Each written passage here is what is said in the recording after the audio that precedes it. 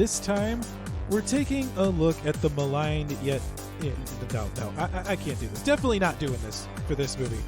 Run fast and run far away, because we're in a really bad mood after watching Howard the Duck, and this is Force Fed Sci-Fi.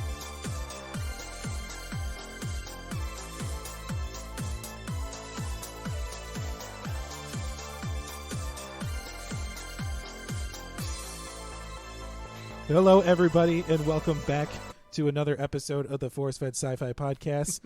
I am one of your hosts, Chris Rupp, and I am joined by my very good friend and co-host, the Culp Fiction, Sean Michael Culp. I love that intro, man. You know what? This movie is not worthy of one of my more finer analysis for an intro. No. There is no macro view. There is no hidden meaning. There's no symbolism with Howard the Duck. It's just there, vomited, regurgitated on screen for us to watch and suffer through. No, it's not even worth it. I appreciate it. That was a good laugh. You know what? Yeah. What is this film about? Because, I guess we could say this is the very first Marvel film ever made in 1986. But yeah, why don't you break this down? Because I had no idea what this movie was about initially. Okay, so when an anthropomorphic duck named Howard is beamed from his home on Duck World to Cleveland, Ohio. So already it's a wildly unbelievable premise. Or believable, depending on who you ask, that Howard just winds up in Cleveland. I don't think anybody actually sets to move to Cleveland. And if we do have any listeners in Cleveland, I do apologize, but you do kind of know what your city is like. And it's following this crash landing in Cleveland, Howard meets a young, down on her luck punk rocker named Beverly, and along with a geeky scientist, and they need to try to work together so Howard can find his way home. I guess that's a story, right? It has all the elements of a fish out of water tale.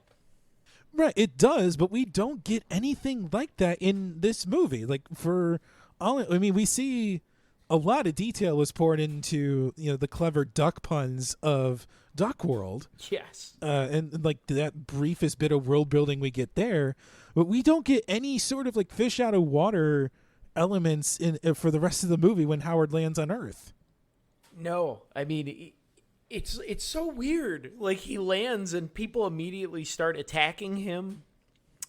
He's a giant duck. I don't know how I would, though, per se, feel if this, little person-sized duck comes out of the sky. But I most certainly wouldn't ride my motorcycle and try to murder the duck. He goes to bars. He goes to museums. He goes to the unemployment office as a duck. And nobody captures him and be like, ooh, a talking duck. I'm about to be rich.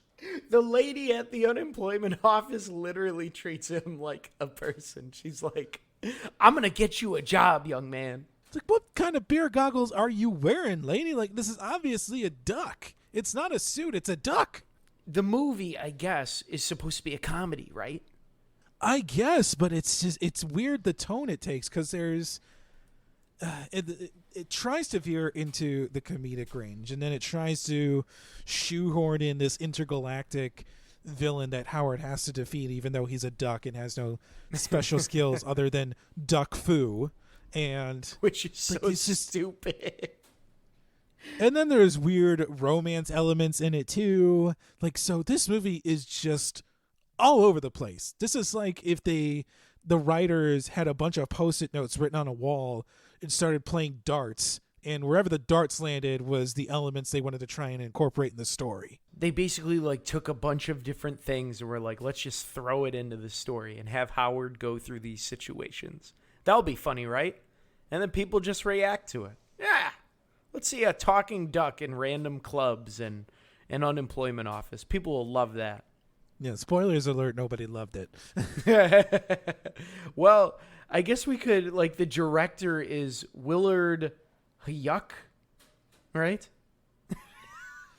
I believe that's how you say his name. Yeah, Willard Hyuk directed this movie and wrote it with his wife, Gloria Katz. And okay, these two together also wrote American Graffiti and Indiana Jones and the Temple of Doom.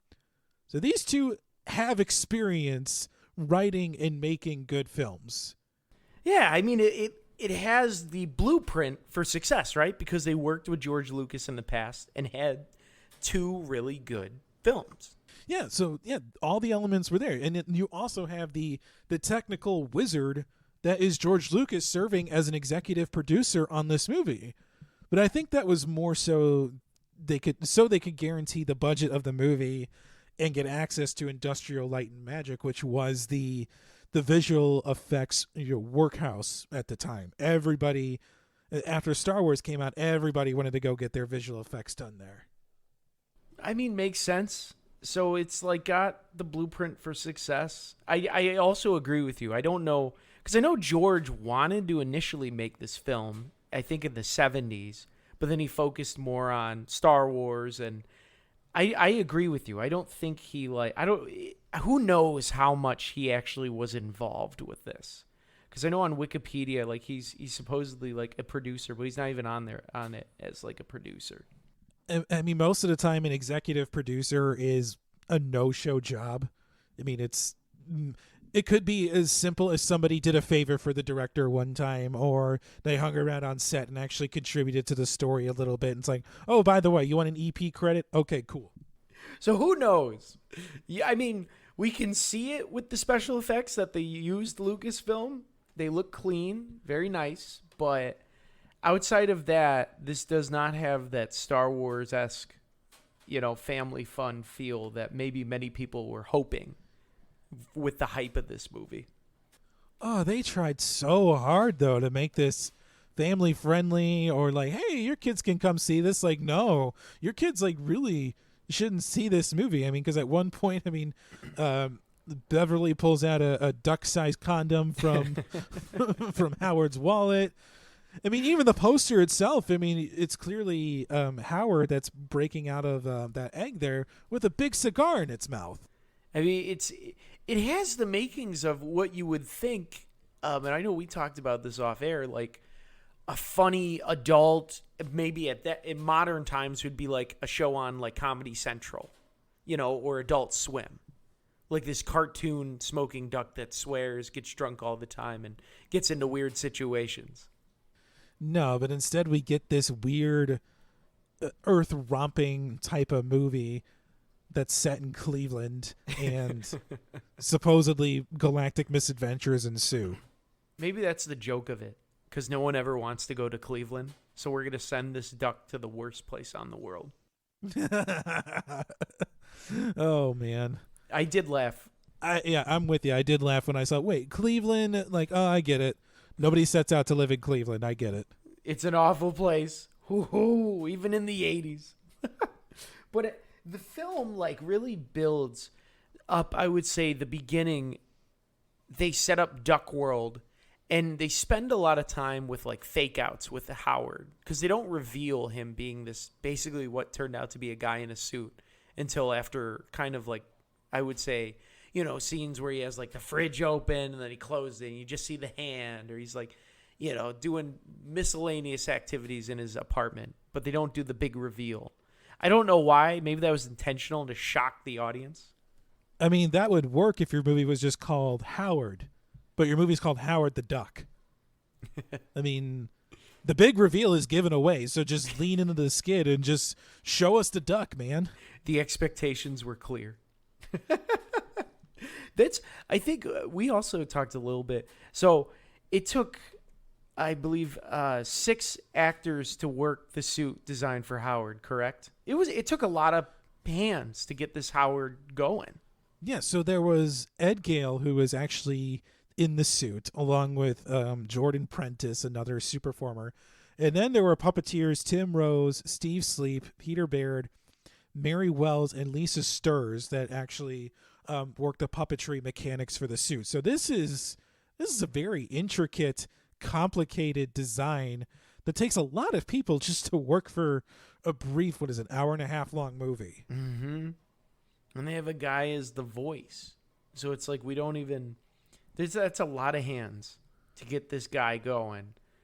And the suit... I mean... It kind of reminded me, I think you might remember. Do you remember those like Mutant Teenage Ninja Turtles movies? Like the live action ones? It kind of reminded me of those guys where it's like, what is this? Chalk it up to 80s schlock. I mean, those were believable because they were supposed to be human-sized turtles. Like, okay, like we can buy into that. That's how they were written in the comics. That's what we can expect from this movie. Instead, what we get here is a dwarf-sized duck.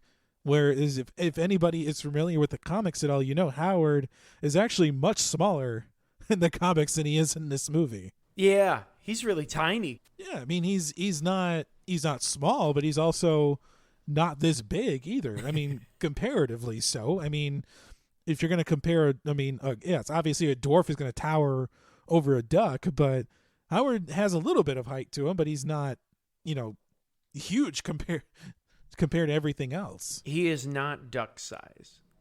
And it's weird. I feel like they had like this movie just to attack it is such, because it's the 80s. And what are you going to do? The special effects are okay at that time, as we see with the monster, at the end that looked pretty good, but you can't do a whole movie with like a monster claymation, a guy in a suit. Yeah, that takes a lot of suspension of disbelief. Maybe they thought that would weave into the comedy. I thought it would work better as like an animated thing, like Roger Rabbit's. I mean, Roger Rabbit was still a couple of years away and is still a marvel in filmmaking. I think it would have been something that would have been a bit too ambitious to pull off in the mid-'80s. But yeah, like if they gave this the Roger Rabbit treatment, like this probably would have been a much better movie. Yeah, because then you don't gotta work. You don't have to worry about like all this, like the stunts. You don't have to worry about the puppeteers. It's just acting with a cartoon. But they didn't have to put him in such crazy situations, or it wouldn't look as like like schlocky. Because I remember I was texting you while watching it, and at one point Howard roundhouse kicks open the door to get like the super military-esque Ex Machina weapon, and it was just so funny. Like, that's what opens the door. This little guy just roundhouse kicks off a lock. I mean, say what you will about Howard, he is able to hold his own in a fight many times in this movie. He does. He takes no prisoners. Because doesn't he beat up that guy at the bar? Yeah, he sticks an ice pick through his earring. It's like, release Beverly from her contract. Howard, I will say I did appreciate his, well, at times his attitude was very douchebaggery. He was just like so miserable with his life. He was a miserable duck, but he did get into interesting situations. Like that last showdown with him and the villain was pretty cool. I mean, yeah, he fake died maybe once or twice in this movie, and even that scene in the diner where all of the patrons turn on him, it's like, what are we doing here? Because they were fine with him eating there for like 5 minutes, and then all of a sudden they're gonna cut him up and eat him. It was just so perplexing. Why? Why now? And it, like the mob, they had like the mob mentality. These people were not being reasoned with. It took the villain to change their mind, which I also will say the set and the special effects and like that was pretty wild. Like how they wrecked that diner. I mean, it felt like Ron Burgundy watching that scene and just looking at it going, well, that escalated quickly. Yes, it did. Very much so. I would say like the actors, they tried their darndest with this movie. Because then we had Leah Thompson from Back to the Future. She played Beverly. And she tried. I don't know how I would have been able to do that scene with like where she almost wants to have intercourse with Howard. I feel like this is something like you and I were talking off air beforehand, and I feel like that this is something where she read the material she got and just decided to steer into the skid and just ham it up and do the best she possibly could with what she had to work with. And she did. I mean, she tried her darndest. She wore those big 80s hair. She tried her darndest. Same thing with Tim Robbins, which I was really shocked. I couldn't believe it was him initially as Phil Blumbert, the scientist. I saw him. I'm like, is that Tim Robbins? He's so energetic and young. I did like him in this movie. I felt he tried his hardest. Yeah, before Tim Robbins became the actor we know him now, yeah, he was in a very crappy Marvel movie. Yeah, because nowadays he's much more like reserved in his roles. So it was kind of weird seeing Tim Robbins so energetic and I guess expressive, so big. I mean, he found his style after this movie, and I think that's what he's been doing for the last 40-odd years. So, hey, good on you, Tim Robbins. Yeah, I mean, he got an Oscar for it, I think. So, kudos. I mean, Jeffrey Jones also, I thought he hammed it up as the villain. And Jeffrey Jones is one of those guys, I think he was big in like the 80s and like early 90s. He was always like that side, sometimes like the villain that would come in. And I don't think he was in Die Hard. No, he was in Beetlejuice. And he's like that face that you know if you saw him. But I really liked him. I was very shocked with his acting chops in this movie as well. Yeah, he was the dad in Beetlejuice. He was also the mean principal in Ferris Bueller's Day Off who tried to catch Ferris Bueller. That's right. That's right. He showed his chops, man. He showed his chops. It was, I think, like for like notable people, I would say it was like him, Tim Robbins, and Leah Thompson. They tried their darndest. They tried. They A for effort. Definitely A for effort. But it's hard when you have such a horrible like screenplay. I mean, and even I found this when I was researching this, like during screenwriting, they made a conscious decision to focus on the special effects rather than the story, and it shows. I mean, because obviously it looks like the sizable budget of I couldn't find an exact number, but it looks like between $30 and $37 million. It looks like half of it went to that freaking suit puppet thing. I would say so. And you're absolutely right. Like, I mean, it's funny that that's how like the first Marvel films started out with, because like Marvel films today, that's kind of like how they get their movies made. They have like the action scenes and special effects made like years before they actually do the film. But I would say it shows over the span of 40 years how, you could still have good special effects, but all you need is a story, even a little bit, and it'll improve it immensely. Yeah, you've got to have some seed of a story or some purpose that you want your hero to go on, and this is just, I mean, it's pointless, for lack of a better word. Like, there is no grand arc for Howard. He's still very much the same person when the movie, or Duck, I should say, when the movie begins and when it ends. There's no, I mean, Beverly finds success as a rocker. Phil is no longer a scientist, and Dr. Jennings is just, I don't know, still experimenting with big government lasers. I don't know. There's just there's no point to anything that happens in the movie. I guess like Howard has a mini arc where like he now works a job that he enjoys, and he's okay with staying at Earth. But he still wanted to go back home. Like Howard would have taken his, it wasn't like one of those films where the person does the fish out of water and they're like, you know what? I'm okay if I don't come back. And they have the option, but they turn it down. No, Howard's like, well, I guess I'm stuck here. I'll just be your manager. Yeah, just be the manager and occasionally hop on stage with you to have an inexplicable guitar solo. Yes, that is reminiscent of Back to the Future. And have a song named after you.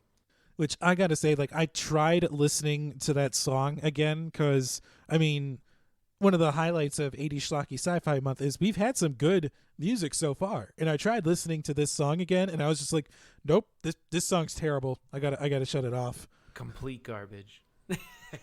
There's these inexplicable grunts in it that I cannot make sense of. It's like, why do you have these strong oohs in the middle of these verses? It's just, no, it's an awful song. The choices that people make are perplexing, Chris. particularly with this movie. And it was made on a decent budget. I just don't understand. There's not much to this movie. It's literally just Howard the Duck in different situations. And I guess trying, like, the overarching mission is, like, to get him back home. But it still feels like hashed because, you know, they don't know how he got there. And they're kind of like, well, I guess, you know, let's try it. Yeah. That's all I got. You know, this would normally be the point in the episode where we kind of dive into, you know, the symbolisms or the hidden meanings or the character conflicts. But, you know, as Sean and I have been saying, there's nothing even close to that we can remotely unpack from this movie. And we could certainly share whatever thoughts we have in a brief, you know, span of a few minutes. But man, I gotta say, like, there is probably nothing I enjoyed about this movie. Really?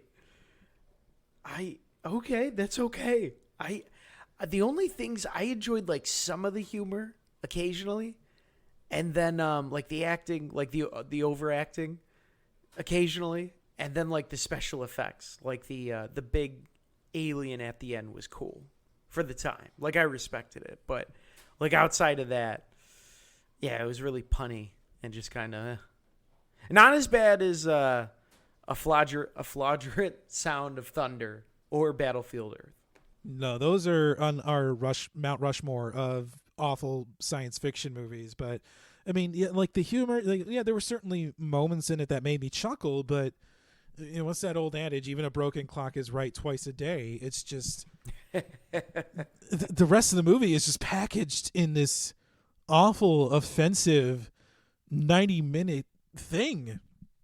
Like, even the big creature effect at the end of the movie, like, yeah, sure, I can see how people would enjoy it, but we've watched movies that have come out before this that have had similar effects, and they don't look nearly as bad as this does. Mm-hmm. It's shocking that this has a cult following. I think if there's one thing as well to take away from 80s schlocky or 80s schlock series is that we shouldn't be surprised at what gains a cult following anymore. Because Dune, the original Dune, has a cult following. Flash Gordon has a cult following. I think, like, you could pick any 80s movie out of a hat and there's going to wind up being some sort of cult following behind it. Right? 3 out of our 4 films have cult followings. Is it because they're bad? I don't know if they're bad. I just think that they were several of them have been misguided in their attempts. Like Dune, we know why Dune was bad. It's because they tried to condense a 600-page novel into 2 hours. Weird Science was problematic for a lot of sexist and misogynistic reasons. Mm-hmm. Flash Gordon, I don't know if it was truly bad. I just don't think that making a Batman-esque space romp like Star Wars, you know, basically turned Star Wars but give him the campy Batman treatment was the right call. And this is Howard the Duck is just bad filmmaking. It is. It's bad script writing. It's just bad all around. It's not technically bad because they have the money. So the sets, like, it's not, you know, it's not like something like the Battlefield Earth, but it's just bad. Like, the story, the tone just doesn't hit. It's confusing. It's like, what is the point of this movie? There is no point, and I think that's what is the saddest part about it. And I mean, we also have the benefit of having like 25 years of time to really kind of parse out the impact or the infamy that has been Howard the Duck. And this is a good chance for us to really kind of take an extended look at the legacy that is this movie. And this is something we really have the chance to do in our regular format. But, you know, since there really isn't anything worth unpacking to Howard the Duck other than the legacy or the infamy, let's just get into that. Yeah. That's fine. It did not gross that much money. I mean, it did make its budget, right? Like $38 million. Yeah, it made 38 million, but even if the production budget was 37 million and you only make 38 million, you cover the production budget. You don't cover the marketing or promotion or anything like that. So this movie, I would probably say, lost in the neighborhood of $40 million. That sucks. But not shocking. I mean, not shocking, but I mean, they knew that this was a stinker, and I've read several stories that like apparently test screenings with audiences went well. There were some that went well, there were some that went poorly, but the biggest indicator was when they screened it for studio executives. And at the end of the movie, the executives just got up and walked out without saying a word. No. Oh my gosh, really? They had nothing to say about this movie. And as a filmmaker, if your bosses or the people you sign contracts for have nothing to say about the work you just did for them, run, apologize, kiss whatever feet you have to, or do whatever you can to make sure that movie never sees the light of day. But they should have known they made a stinker. God, that's how you know. This film has made me speechless, but not in a good way. Because the critics lambasted this film.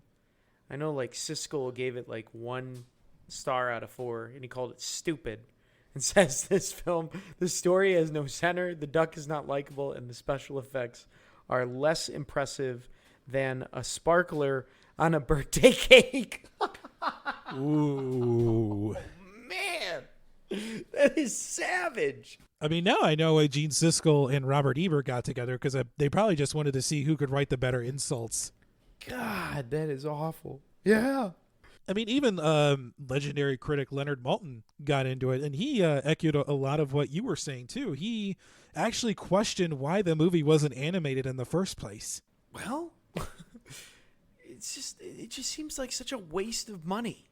Well, and I think having it animated, like even if it got the Roger Rabbit treatment like you were talking about, or if they went full animation, I think a fully animated movie would have enabled audiences to really suspend their disbelief, really kind of buy into this ridiculous premise of a movie, but give Howard his edge back. Give him, the hard drinking, womanizing rudeness and crassness that is the original character, and you have a precursor for all sorts of raunchy animated R-rated comedies that we now get to enjoy today. Like Family Guy would have been just a poor imitation of an animated Howard the Duck. Exactly.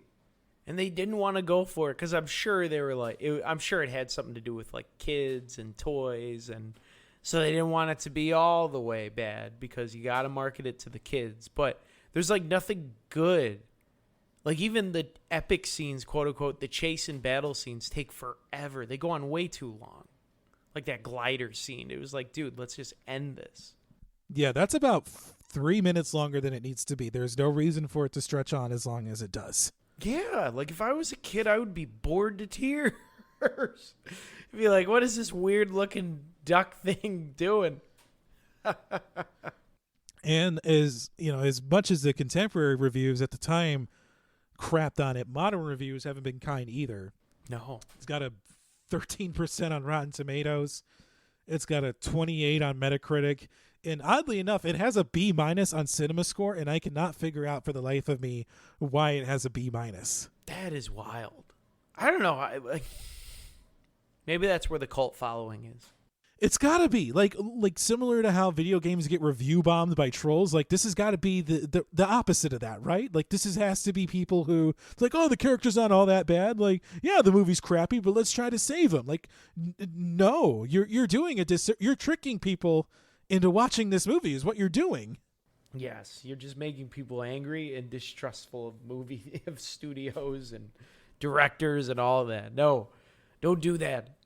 I mean that gratefully this movie was so bad that they didn't get a sequel. No, I mean was it Gloria Katz and Willard Yuck? They actually fled to Hawaii and refused to read any bad reviews when they found out the movie bombed. That is hilarious.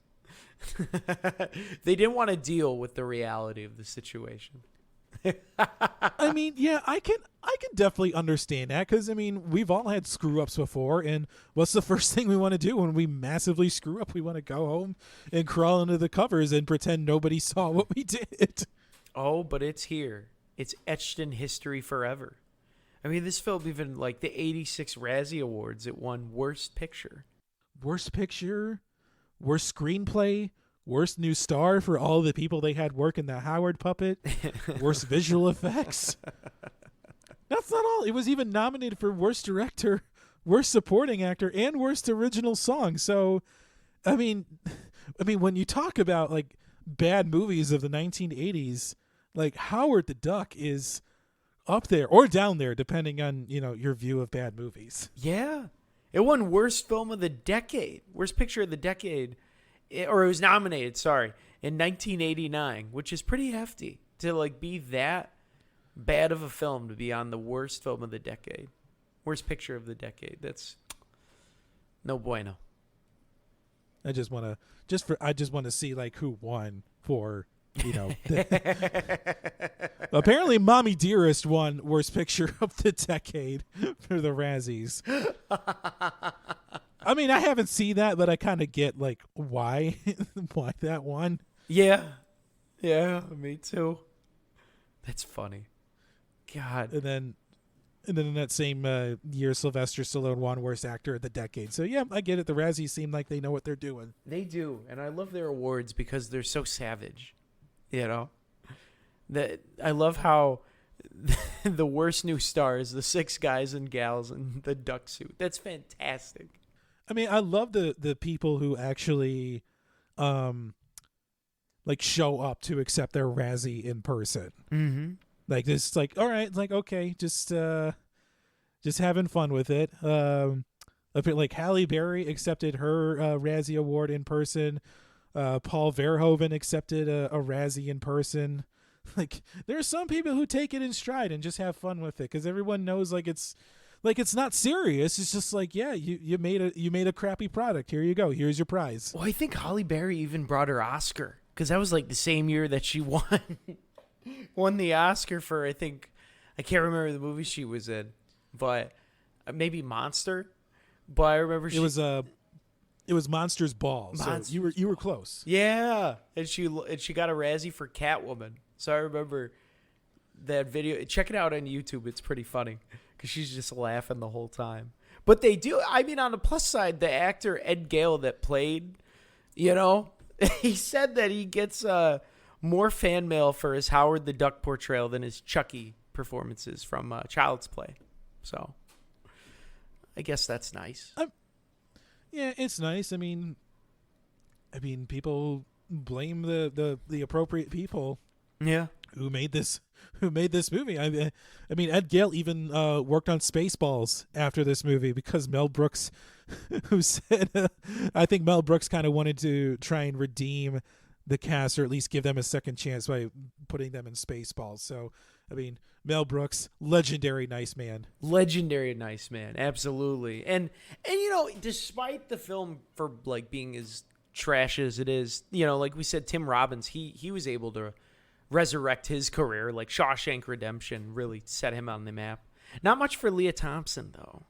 I mean, bless her heart, she tried. I mean, she was in the remaining 2 Back to the Future films after this movie came out.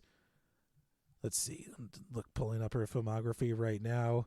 Like, yeah, she did the Back to the Future films, Dennis the Menace, and then kind of dropped off in the mid to late 2000s. I think she was starting a family, raising children, but yeah, I mean, she had to work hard to win back some respectability after this movie. Yeah, I mean, she tried. Apparently she even pitched to Marvel Studios a new Howard the Duck film after because Howard, I guess we could talk a little bit. Howard is now in the Marvel Cinematic Universe. He's like reduced to cameos, but like Leah Thompson, she like wanted to direct a new Howard the Duck film herself, and she has just been pressing Marvel since like 2018 to get them to do a new film. But I guess Marvel, they passed. They said, no thanks. Thanks, but no thanks. I mean, if we were ever going to create a Force Fed Sci-Fi bingo card, I never would have put a square on there that says actor in a bad film tries to redeem it by making a better new version. I never would have put that on there. No. Me either. Oh. I mean, but Leah Thompson is actually kind of transitioned into directing. She's actually she's directed a couple episodes of the new season of Picard, which is now streaming on Paramount Plus, and she's also doing a couple episodes for the Sci-Fi Channel's big comedy hit Resident Alien with Alan Tudyk. So she has experience directing. But I just don't think Marvel wants to buy what she's selling. No, I mean, I think it's just with Howard the Duck, that's just it's one of those comics that I don't think you can really turn into a movie. It's definitely something that should be on like Adult Swim, Comedy Central, especially now with the age of like Rick and Morty, Family Guy, all that. Like, I feel like a Howard the Duck would do great, an animated short now. Like, but in a movie form, I just don't see it. Oh, I would watch a Dan Harmon created Howard the Duck cartoon if it's in a similar style like Rick and Morty any day of the week. That is not a hard sell with me. It's great. That would be entertaining as hell. Because, like, what do you think of Howard in, like, the MCU? I mean, it's cool. He's a cameo, but I don't think he adds much. No, the character is fun how he exists now. Like his cameos in the Guardians of the Galaxy movies are fun. His little blink and you miss it cameo in Avengers Endgame is fun. And, I mean, he's featured on a couple episodes on What If, on the Disney Plus series, but I think the way the MCU has Howard now should be the way he continues to exist in that universe. He doesn't need a big story. He works better as an ancillary character. You can have Thor or whoever do all of the heroics and let Howard be the crass, drinking, anthropomorphic duck that he is. There's no reason to give him a grand, big story. I definitely gonna agree with you there. It just doesn't. And isn't Seth Green the voice of him? He is, but Seth Green is one of the most prolific voice actors that is working in Hollywood right now. I mean, he basically does every voice on Robot Chicken, for God's sakes. Yes, which kudos to that show. Fantastic show. So I guess, yeah, this movie is just no bueno. This movie is a dumpster fire that's headed for a landfill and is about to set the landfill on fire. Like, it is. That is what this movie is. Are we putting in the delete from my memory? Oh yeah, this is a hard wood erase from my memory in a heartbeat. I want the neuralizer from Men in Black to erase any trace of this movie from me. Because I don't want to know that I've watched it. I don't want to remember that I've watched it. I agree. There's really nothing great. It's a very easy pass. This is a hard pass for me. Never again. I can't believe George though still wanted, he supported this movie, all the way till its end. Yeah, he supports this movie, and yet he'll go back and make changes to the original Star Wars films every chance he gets. So his priorities are a little mixed up, in my opinion. I totally agree. No, George, no. He just really wanted it to be successful, but you just got to deal with the reality of it, man. It's a stinker. This you're cool with, but you got to add stormtroopers on banthas in Star Wars: A New Hope. Okay, we know where your head's at then. Priorities, folks. Priorities. Well, that was easy. This is probably the easiest episode we've ever had. Maybe, but this was like ripping off a Band-Aid talking about how crappy this movie was again. It always is with these films that are just so lousy. You're like, well, there's really nothing to it. At least with Battlefield Earth, we had Scientology crap to unpack. With this, there's just nothing. It's vapid. It's a black hole of symbolism. Yeah. Teleportation. I don't even know what they don't even describe the science. So there's really no good science to discuss with this thing. Teleporting from a different planet using a black hole. What?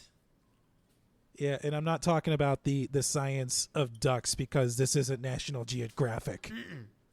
Which that condom was anatomically incorrect. There you go. A little bit of toxic fandom for anybody who's interested. That is Sean's toxic fandom. As Sean and I mentioned, I'm giving this a wood erase from my memory. There's nothing redeeming about this movie. There's no quality to take away from it. No hidden meaning, no symbolism, no real good character arcs, and no real science either. It's just there. It offensively exists. I would erase this from my memory in a second if I had the option to do so. What about you, Sean? Yeah, I don't know. Like, this film is terrible. It's just terrible, as Charles Barkley would say.